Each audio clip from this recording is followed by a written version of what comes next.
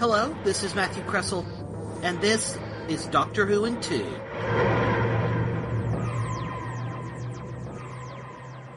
The pure historical is one of the things that sets the Hartnell era apart from the rest of Doctor Who, something I've talked about before.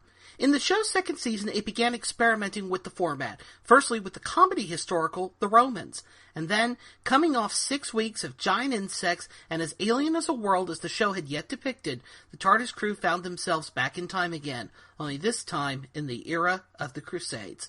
David Whittaker, the show's original script editor, returned to write his last story for this era.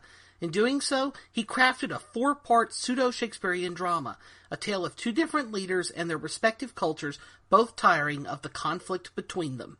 Into this world our travelers arrive, quickly split up, with Barbara falling among the Arab Scarazans, while meanwhile, the Doctor, Ian, and Vicky find themselves with Richard the Lionheart and his sister Joanna.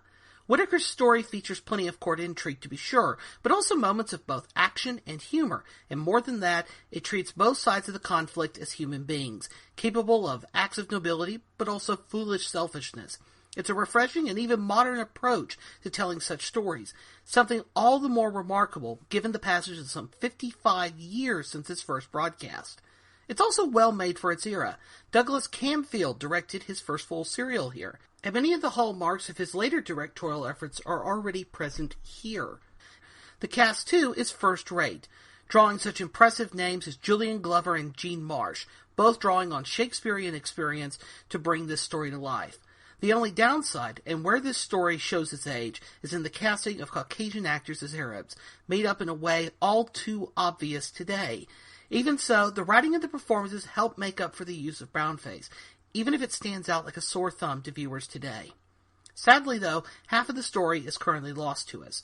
Revisiting the story for this review, I couldn't help but lament the wiped episodes of the story and what we've lost, and can only hope that, if and when the time comes, the animation reconstruction will do this story the justice it deserves.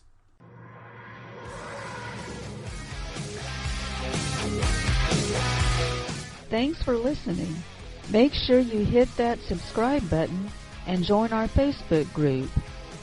Live long, and may the Force be with you. Nanu Nanu.